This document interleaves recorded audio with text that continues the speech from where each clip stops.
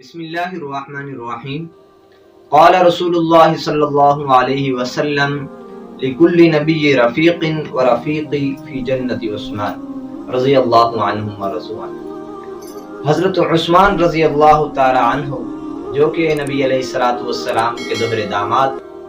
امام مظلوم مدینہ اور نبی علیہ الصلوۃ والسلام کے جنت کے ساتھی حضرت عثمان رضی اللہ تعالی عنہ، آپ حضرات کو معلوم ہوگا کہ 18 ذی الحجہ کو اس عظیم شخصیت کی یوم شہادت ہے، اور ہم نے چاہا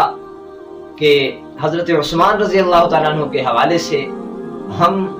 یہ جو ان کی زندگی ہے ان کو 3 سٹیپس میں تقسیم کر لیں، 3 پارٹس میں تقسیم کر لیں۔ آج ہم حضرت عثمان رضی اللہ تعالیٰ عنہ کی ابتدائی زندگی اور پیدائش کے بارے میں ذکر کریں گے، اور انشاءاللہ جو نیکسٹ سٹیپ ہوگا، اس کے بعد کا جو ہمارا پارٹ ہوگا، پارٹ 2، اس میں ہم حضرت عثمان رضی اللہ تعالیٰ عنہ کی عظمت اور فضیلت کے بارے میں بات کریں گے، اور تیسرے سٹیپ میں ہم انشاءاللہ حضرت عثمان رضی اللہ تعالیٰ عنہ کی جو ان کی اشاعت قرآن کے حوالے سے خدمات ہیں اور ان کی جو قربانیاں ہیں، اور اس کے ساتھ ساتھ ان کی جو شہادت ہے اس کے بارے میں ذکر کریں گے۔ بہرحال آج جو ذکر کریں گے وہ حضرت عثمان رضی اللہ تعالیٰ عنہ کا ابتدائی دور اور آپ کی پیدائش ہے۔ سب سے پہلے آپ علیہ الصلوۃ والسلام کا نام حضرت عثمان تھا، یعنی حضرت عثمان رضی اللہ تعالیٰ عنہ کا نام عثمان، کنیت ابو عبداللہ اور ابو عمرو تھی۔ آپ رضی اللہ تعالیٰ عنہ وہ عظیم شخصیت تھی کہ جو نبی علیہ الصلوۃ والسلام پر حضرت ابوبکر صدیق، حضرت علی المرتضیٰ رضی اللہ تعالی عنہ اور حضرت زید بن حارثہ رضی اللہ تعالی عنہ کے بعد ایمان لائے۔ آپ رضی اللہ تعالی عنہ نے جب ایمان قبول کیا تو آپ رضی اللہ تعالی عنہ کو بھی بقیہ صحابہ کی طرح مختلف قسم کی پریشانیاں، مشکلات اور تکلیفوں کا سامنا کرنا پڑا، لیکن آپ رضی اللہ تعالی عنہ ایک مستحکم اور مضبوطی کے ساتھ کفر کا مقابلہ کرتے رہے، یہاں تک کہ آپ کے سکے چچا نے آپ کو کیا کیا،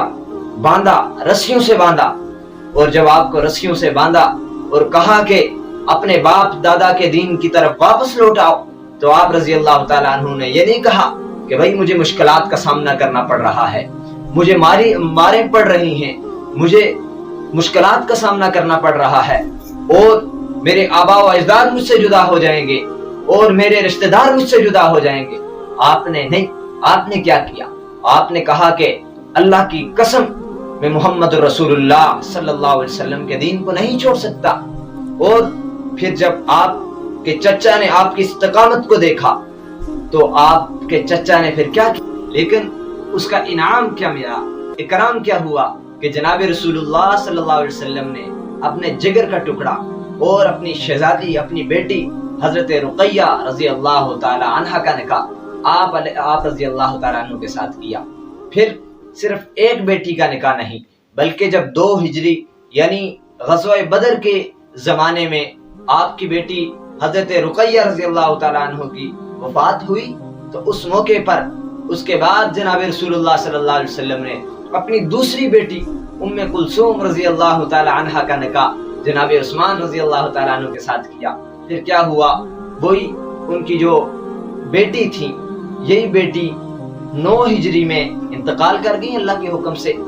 اس موقع پر آقا مدنی کریم صلی اللہ علیہ وسلم نے